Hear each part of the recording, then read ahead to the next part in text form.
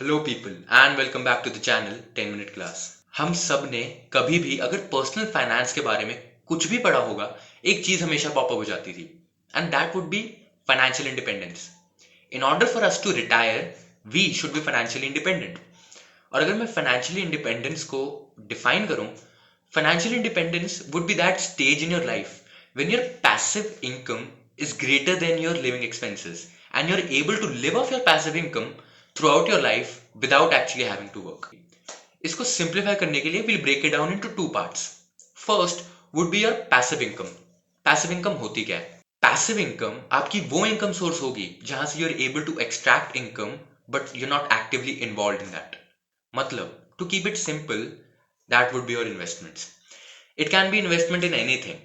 चाहे वो real estate हो, चाहे वो गोल्ड हो, चाहे वो स्टॉक्स हो, बॉन्ड्स हो, any other fixed income security और इवन म्यूचुअल फंड्स, कुछ भी हो, ऐसी कोई भी एसेट जो आपको फ्यूचर कैश फ्लो गारंटी करती है, that would be your investment and that would be source for your passive income.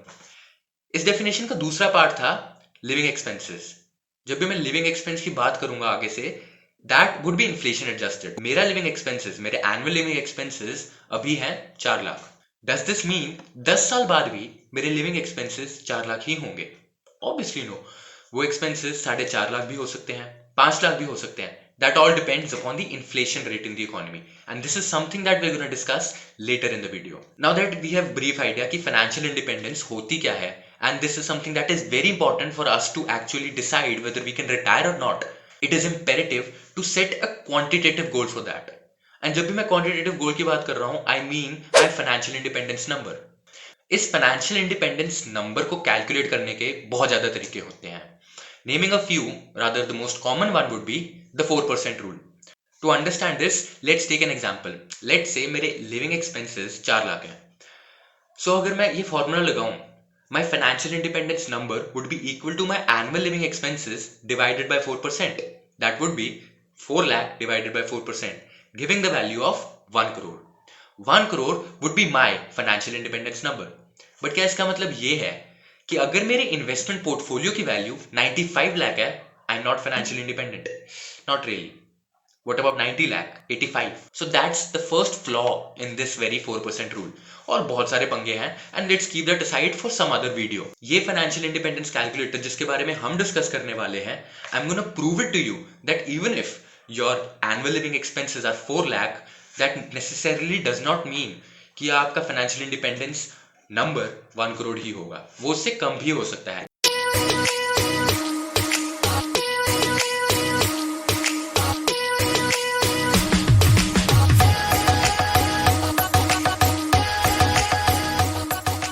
Independence calculator की मैं बात कर रहा था, वो आपको भी स्क्रीन पे दिख रहा होगा and this has been made on an Excel file. Although इसमें बहुत ज़्यादा फॉर्मूले लगे हैं एंड बहुत कॉम्प्लिकेटेड है, बट अपने को सिर्फ 9 चीज़ें डालनी है। You only need to input 9 assumptions which have been divided into 2 categories.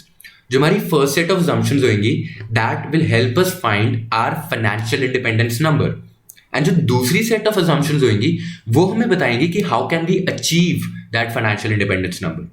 सबसे पहली assumption है हमारी मंथली एक्सपेंसेस। अब जो हमने फाइनेंशियल इंडिपेंडेंस नंबर की बात की थी, we had clearly stated financial independence is achieved only when our passive income is greater than our monthly expenses, our living expenses. Now these monthly expenses will vary from person to person. If you are in a metropolitan city, obviously आपके living standards ज्यादा होंगे, आपकी cost of living ज्यादा होगी, hence ये number बहुत बड़ा होगा। In comparison to an individual जो एक सिटी में ना रह के एक विलेज में रहता हो, ऑब्वियसली उसका मंथली एक्सपेंस कम होगा। So accordingly keep this number as realistic as possible. I'm going to keep it 35,000. Second assumption is inflation rate. हमने इसके बारे में बात की थी, जो हमारे मंथली एक्सपेंसेस होंगे they will be inflation adjusted. तो जो इन्फ्लेशन रेट है वो भी हमें बड़ा सोच समझ के लेना पड़ेगा। यूजुअली स्टैंडर्ड होता है 4% and I am gonna take 4% because as per RBI guidelines inflation rate is to range between 4 ± 2। मतलब वो 2 to 6% के बीच में रहेगा एंड स्टैंडर्ड 4% रहेगा। सो मैं 4% ही रहूंगा। Now comes your current age. यहाँ पे हम सबको अपनी age I mentioned current age डालनी है, बट मेरी ऑब्वियसली एज 22 नहीं है, आई एम 18, बट मैं 22 डाल रहा हूँ because now that is when I start earning and I will be able to invest. It totally depends आप क्या डालना चाहेंगे। You can put your current age if you're in college and you have a side hustle and आपकी side income है and you can afford to invest that amount right now, you can start investing that amount right now. So आप अपनी अभी current as भी डाल सकते हैं. So that totally depends upon whatever scenario that you're in. हमारी जो fourth, fifth and sixth assumption है वो हमारी एसेट क्लासेस से रिलेटेड होगी. So these three are the asset classes जो हमने चूज की हैं. First of them being savings account या फिर बैंक.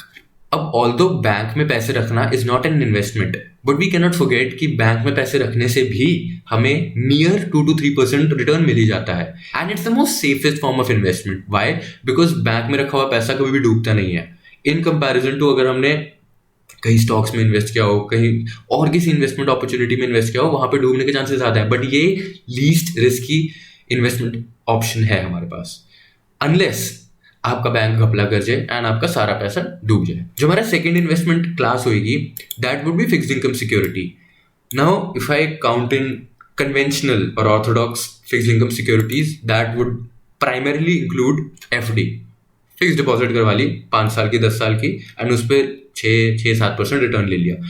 इसके अलावा और भी कुछ फिक्स्ड इनकम सिक्योरिटीज होती हैं. डिबेंचर्स हो सकते हैं, कॉर्पोरेट बॉन्ड्स हो सकते हैं, और बहुत सारी चीजें हैं. कुछ कॉर्पोरेट बॉन्ड्स पे 10% तक का यील्ड मिल जाता है, वेयर एज एफडी पे 6 to 7% तक की ही मिलता है यील्ड.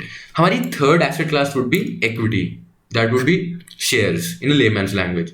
अब मैंने शेयर्स यहाँ पे इसलिए लिए हैं एंड मैंने यहाँ पे रियल एस्टेट का एग्जांपल नहीं लिया, बिकॉज रियल एस्टेट में रिटर्न्स निकालना it can be really tricky, whereas share market का रिटर्न निकालना is comparatively easy.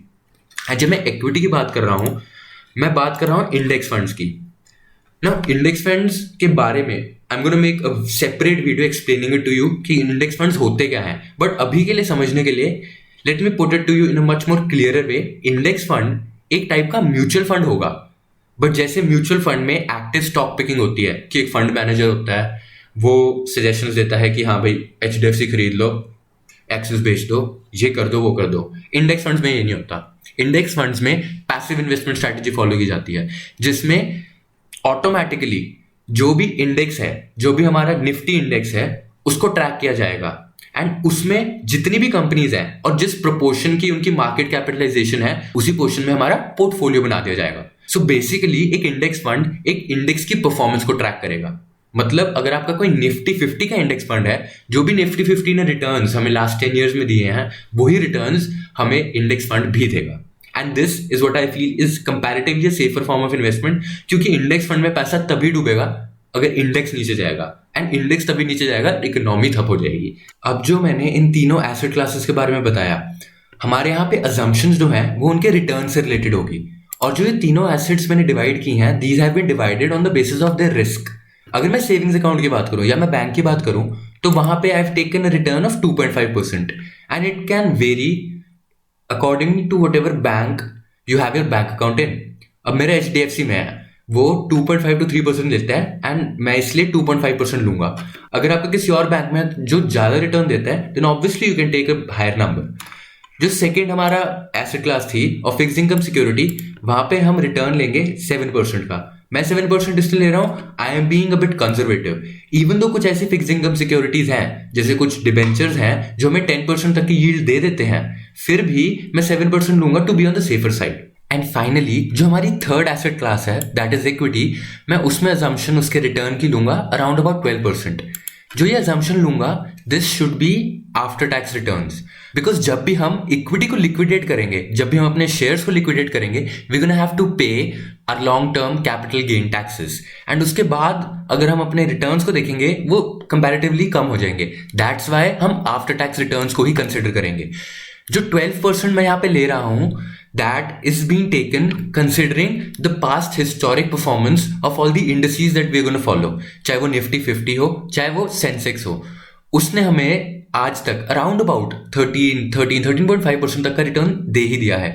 So I am taking 12% obviously after deducting the taxes that I am gonna have to pay after liquidating my equity holdings. हमारी seventh assumption होगी the current savings. अब obviously मेरी अभी कोई current saving है नहीं, but हो सकता है कुछ लोगों की हो. Even if you're a student और इवन अ वर्किंग प्रोफेशनल, आपकी कुछ ना कुछ सेविंग्स तो होगी, तो आप वो यहाँ पे नंबर इनपुट कर सकते हैं. एंड जो फाइनेंशियल इंडिपेंडेंस नंबर निकलेगा, that would factor in the actual amount of investment जो अभी आपकी है. हमारी जो सेवेंथ अजम्पशन होगी एंड जो एट्थ अजम्पशन होगी, they would be somewhat interrelated. Seventh assumption है how many years do you want to be financially independent for and what is your retirement as.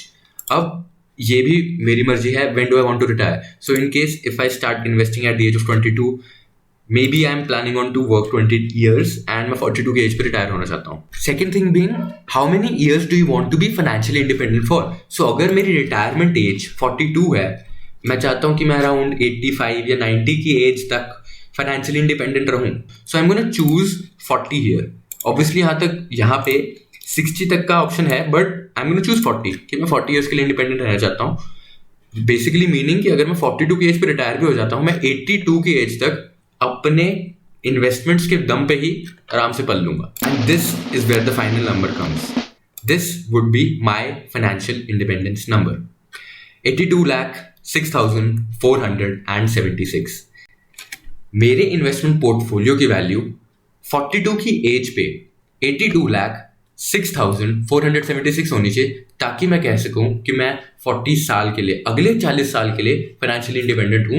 And मैं काम अगर ना भी करूं फिर भी अपनी लाइफ आराम से जी सकूंगा. अब इस 82 लाख के पोर्टफोलियो के अमाउंट को रीच करने के लिए हमारे पास एक और वैल्यू है, दैट वुड बी 1,13,896. अब ये क्या है?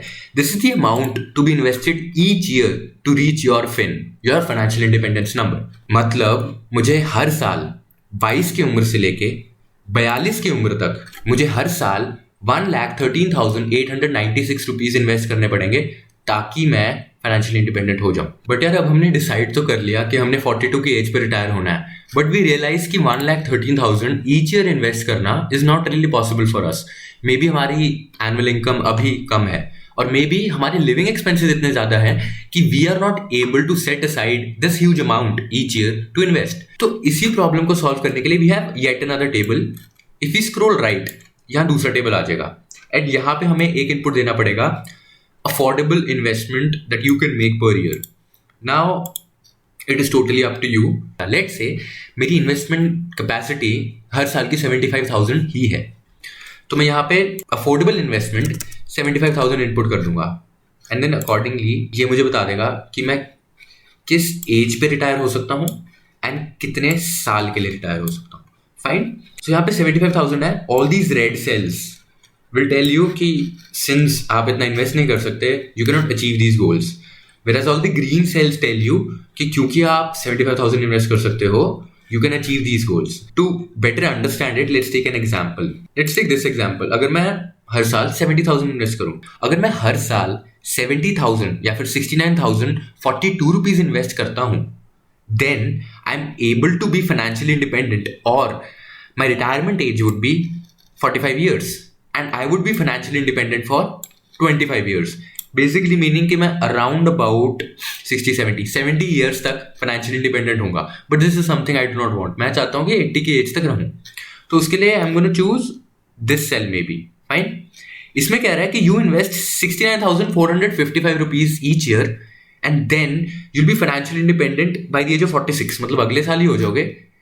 And you'll be financially independent for 40 years. मतलब 85 की एज तक आप फाइनेंशियली इंडिपेंडेंट रहोगे ना. सिंस मैंने 75,000 डाला था, मैं 75,000 ही करना चाहता हूँ. Let's take the maximum amount.